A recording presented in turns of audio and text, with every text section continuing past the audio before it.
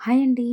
ఈరోజు సాంబార్‌లోకి పప్పైతే నానబెట్టేస్తున్నాను. నేను ఇక్కడైతే ఎర్ర కందిపప్పు అయితే తీసుకున్నాను.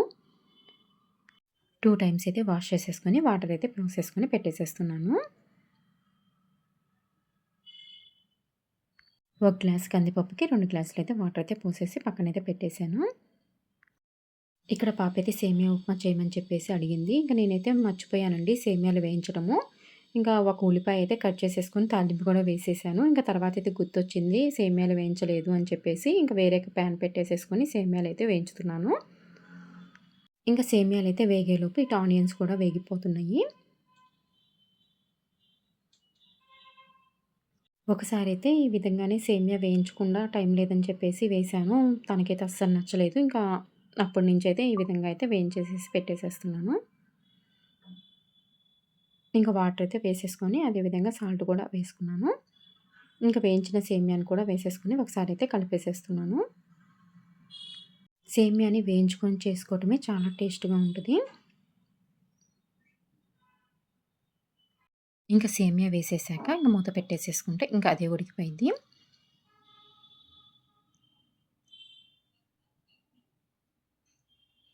ఇంకా సేమియా అయితే ఉడికేలోపు ఇంకా అంట్లయితే తోమేసేసుకుంటూ ఉంటాను.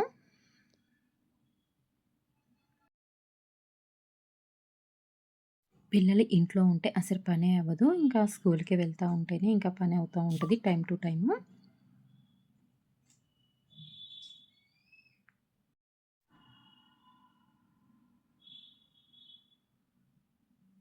ఇంకా అంట్లు అన్నీ అయితే నేనైతే తోమేసేసి పెట్టేసేసేసాను.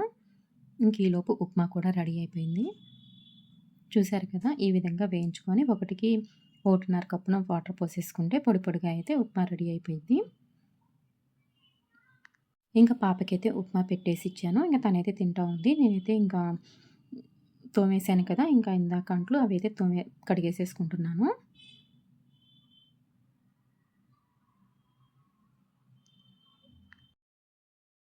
మార్నింగ్ పప్పైతే నానబెట్టాను కదా! సాంబార్ చేయడానికి. ఇంక ముక్కలన్నీ కూడా తరిగేసి పెట్టేసేసేసాను. ఉల్లిపాయలు, బంగాళదుంప, మునక్కాయ ముక్కలైతే అన్నీ తరిగేసేసి ఒక టమాటాను కూడా వేశాను. వాటర్ వేసేసుకొని ఉడకపెట్టేసేస్తున్నాను. ఇంకా ముందుగానే పప్పు కూడా పెట్టేసేసాను. చూసారు కదా! ఈ విధంగా అయితే ఉడకపెట్టేసేసుకున్నాను. ఇంకా ముక్కలు కూడా ఉడికాక ఈ పప్పునైతే దాంట్లోకి యాడ్ చేస్తాను. ఇంకా చింతపండును కూడా ఇక్కడైతే నానబెట్టేసేసుకుంటున్నాను.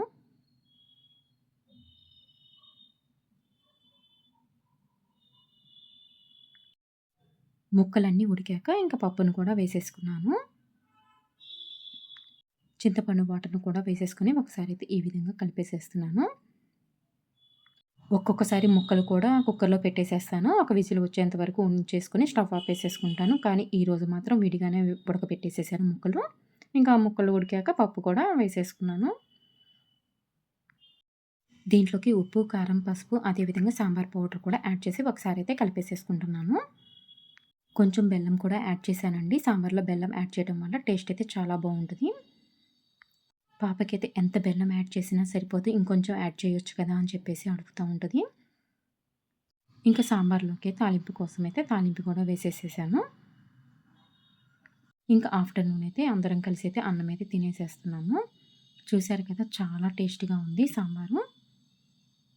ఇంకా మధ్యాహ్నం పెట్టిన సాంబార్ అయితే ఉంది. ఇంకా నైట్ డిన్నర్‌కి అయితే ఇడ్లీ అయితే వేసేస్తున్నాను. ఇంకా సాంబార్ ఇడ్లీ తినొచ్చు అని చెప్పేసి. ఇంకా పాపకైతే ఇడ్లీ పిండి వేసినప్పుడల్లా నాకు సాంబార్ పెట్టు అని చెప్పేసి అడిగిద్ది. ఇంకా ఒకరోజైతే ఇడ్లీ అయితే వేసేసి సాంబార్ అయితే పెట్టేసేస్తాను. ఈ వీడియో నచ్చినట్టయితే please like, share and subscribe to my channel.